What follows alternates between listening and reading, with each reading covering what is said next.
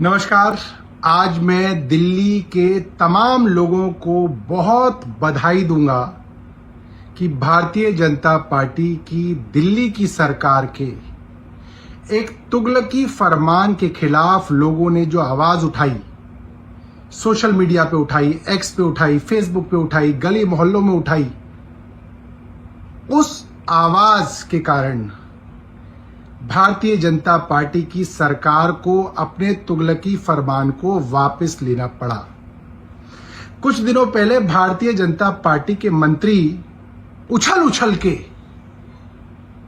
लोगों को लगभग धमका रहे थे कि कोई भी गाड़ी डीजल की अगर 10 साल पुरानी हो और 15 साल पुरानी पेट्रोल की गाड़ी हो तो उसको दिल्ली में रहने नहीं देंगे, ये कर देंगे, वो कर देंगे, पेट्रोल पंप पे स्पेशल टीमें लगाई जाएंगी, कैमरा लगाए जाएंगे।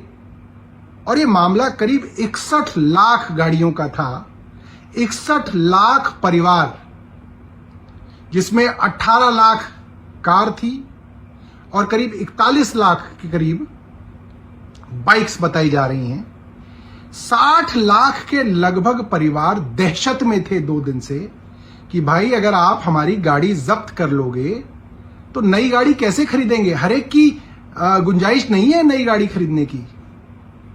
कई तो रिटायर्ड दंपत्ति हैं, रिटायरमेंट के बाद एक गाड़ी है, आसपास की मार्केट तक जाते हैं, महीने में जो है 20-25 किलोमीटर गाड़ी चलती है कभी कभी। अब गाड़ी आप जब्त कर लोगे तो नई गाड़ी कैसे खरीदेंगे। और ये साफ दिख रहा था कि इस तुगलकी फैसले का फायदा सिर्फ और सिर्फ बड़े बड़े धन्ना सेठों को होने वाला था। उनको, जो कार मैन्युफैक्चरर्स हैं, ऑटोमोबाइल कंपनीज हैं, उनकी कारें और बाइक खूब बिकनी थी। 61 लाख वाहन बिकने थे और ओला उबर की चांदी होनी थी, क्योंकि कुछ ही दिनों पहले केंद्र सरकार ने कह दिया कि ओला उबर अब दुगने दाम तक जो है बढ़ा के अपने बेचारे कस्टमर को चूस सकते हैं। तो हर तरह से मिडिल क्लास का गला घोटने का एक प्लान तैयार था, जिसमें बड़े बड़े उद्योगपतियों को फायदा और मिडिल क्लास की और बेचारे लोअर मिडिल क्लास की ऐसी की तैसी होने वाली थी। और झूठ बोला जा रहा था कि हमारे पास तो कोई चारा ही नहीं है जी, हमको तो कोर्ट ने ऑर्डर कर दिया, हम क्या करें। मगर जनता की आवाज की वजह से, जनता ने एक साथ आवाज उठाई, इसकी वजह से आज इस सरकार को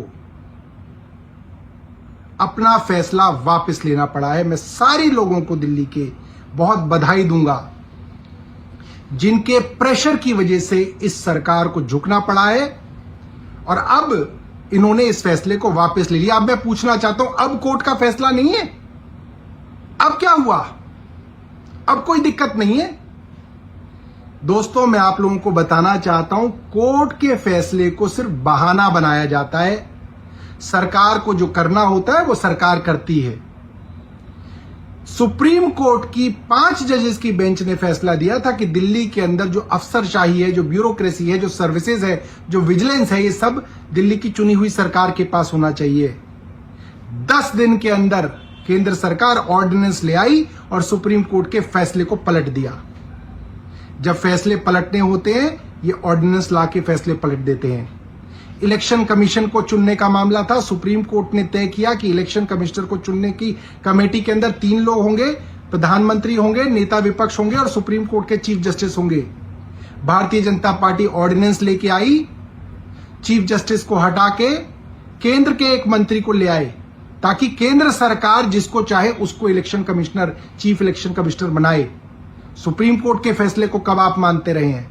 आपको जब मन करता है, जहां आपकी सुविधा होती है, वहां आप उस फैसले को पलटने के लिए ऑर्डिनेंस ले आते हैं।